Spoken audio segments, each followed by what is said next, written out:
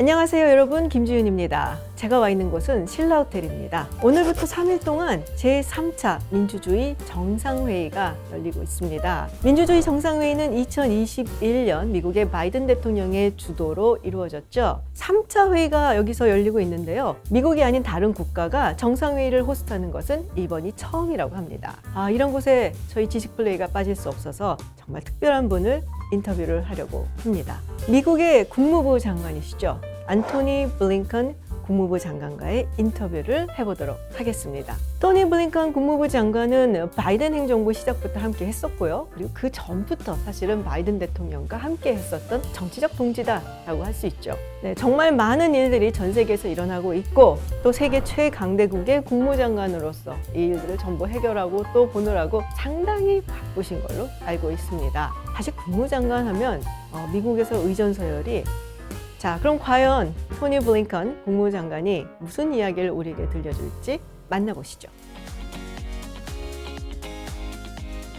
Secretary Blinken, it's my great pleasure to meet you and thank you so much for your time. It's a pleasure to meet you. Thanks for doing this. So, how are you doing today? Good. The better for being in Korea, the better for being at the Summit for Democracy. We have countries from all over the world here, and it's a very powerful moment to, I think, reaffirm not only the importance of democracy, but also commitment to work to strengthen it. This Summit for Democracy was initiated and first convened by President Biden in 2021 to promote and defend the democracy around the world. However, there are a lot of concern that democracy is declining worldwide. You once said about a year ago that we've seen, quote, alarming recession of democracy, unquote. I really like the expression, had to use it.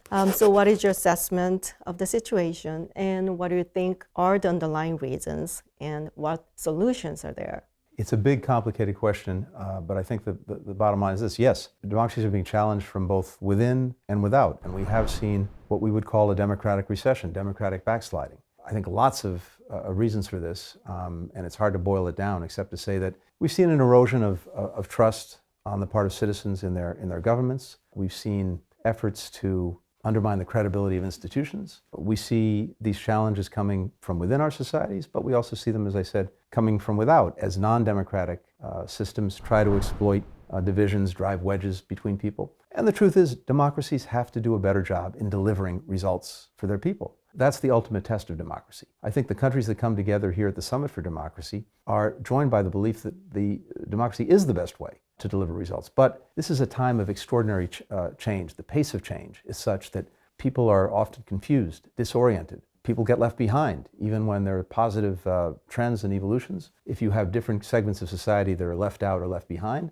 then they rightly become concerned. All of these things feed together in sometimes a crisis of confidence in our democracies. But it's exactly why it's so important to have something like the Summit for Democracy that brings us all together, that gives us an opportunity to share best practices, to understand what may be working in one place that can also work in another. And that's one of the great powers of this summit. It's also a really important time to do this. We actually have more elections around the world this year than at any time in recent memory. But we have to make sure that people are able to fully and freely participate in those elections and that the elections are protected. We also have basic rights being challenged in country after country. The more we're standing together, working together to uphold those rights, the more effective we're going to be. Any one country acting alone can do something, but there's tremendous power in acting collectively, acting together to uphold human rights, to uphold democratic rights and principles, and to look in practice how we can make democracies more effective in producing for their people. State Department is hosting one session titled Export Control and Human Rights Initiatives. I understand that has been a big agenda since 2021, from the beginning actually. But could you please explain how the export control relate to the human rights issues? Think about so much of the technology that dominates our lives. Technology isn't inherently good or bad. It's how you use it that really matters. And one of the things we've seen is that some of the technology that dominates our lives can also be used in bad ways to deny people rights, to repress them, to surveil them. So we want to make sure that countries, for example, that are exporting technology are clear-eyed about where it's going and how it's being used, and to make sure that it can't be used for repressive purposes. So we adopted a code of conduct, voluntary, that many countries have signed on to make sure that we have, there again, best practices in how we're looking at export controls on technology, and to make sure that working together, we're not inadvertently providing technology to countries or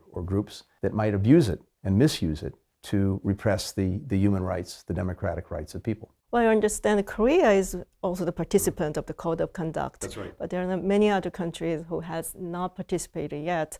So what are you proposing to other countries have not participated yet to do? Well, we hope more and more countries will join and sign on, but Korea is such a powerful example. I mean, one of the reasons that President Biden so appreciates Korea taking on the mantle of the Summit for Democracy is because Korea's own story is one of the most powerful democratic stories in recent memory. And that resonates. It resonates around the world. And it's a clear demonstration to people around the world, including people who may be living under autocratic or authoritarian systems, that change is possible. And it starts with people. Korea being part, for example, of this Code of Conduct on export controls, I think that sends a powerful message to other countries who hopefully will consider joining. Well, maybe some other countries are being reluctant to participate because maybe they're calculating the economic impacts. You know, maybe it goes against their national interests. Like, for example, China. Notorious for having surveillance system in Xinjiang area, and also they have extensive economic engagement all over the world. So what would you say to those countries? Look, you have to make a choice. You're right. Some countries or companies will calculate their economic interest, and they can do that. But one of the reasons why having a widely subscribed to Code of Conduct is so important is it means that if one country chooses to do this, but others do as well, then you don't have to worry about denying yourself a market and having someone else come in and take advantage of that. That's, again, a very good example of where there's real power in coming together and trying to act on the basis of shared principles. So the more that join in, I think it will create a positive effect of others being willing to join, because at least they won't be afraid of losing out to someone else, and they can set a clear example. The point here is really to try to create a race to the top. It's not that we want to close off markets, deny business. It's that we want to make sure, to the best of our ability, that we're doing it in a way that raises standards, that respects the rights of people, that respects the rights of workers, more broadly, that respects the environment. The more we're in this together, the more we're actually going to succeed in doing that. It's a collective power, actually. I think the Summit for Democracy is a very good example of that collective power. For the summit to have a staying power, it needs member state commitment. So how would you encourage or sometimes persuade the member state to commit officially and strongly to the summit's objectives? You know, it's been pretty remarkable. This is now the third summit, so it's a young institution. But we have more than 100 countries that have made more than 750 commitments of one kind or another to either strengthen their own democracies or to help others do the same. Changes in laws, in regulations, strengthening institutions, bringing greater transparency, combating corruption, joining together on export controls, joining together on dealing, for example, with commercial spyware. This is one of the areas that's so important, where we see this technology being abused, and now we have countries coming together to provide real accountability if it's misused. So we've actually seen the summit produce genuine commitments and countries following through on those commitments. Now, the other thing that's so important is we have other stakeholders who are here. We have civil society, NGOs, as well as the private sector. And of course we have the media. And that's important too, because it provides accountability. When countries make commitments, when they say they're going to do something, well, people are watching, they're listening, and they'll be able to follow up to see if we actually did what we said we'd do. And what are the expectations about Korea's role in that sense as an ally and also as a democracy? Well, again, because of Korea's own example, it's something that both helps bring a spotlight to this initiative and helps show the way. The fact that we're here is very meaningful to us because, as you mentioned at the outset, this was one of President Biden's first initiatives. But the fact that such a strong ally and partner like Korea has taken the mantle, taken the flag, and is carrying it forward, that means a lot, because it tells us that this is something that will endure. And the more countries that take part, the more stakeholders from civil society to the private sector that get involved, the more successful we're going to be. feel huge responsibility. By the way, last year I encountered a very interesting video clip. You were singing and playing guitar at the State Department events. And you also have some songs released on Spotify.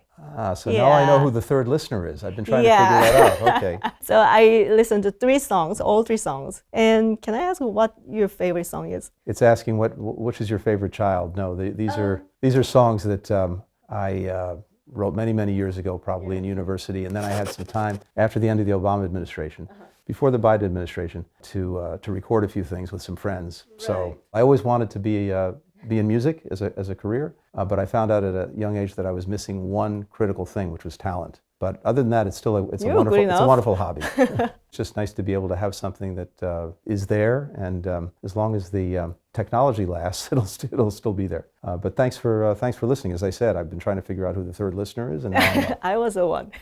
Well, it's a really last but serious question. Some people say that rock and roll is dead.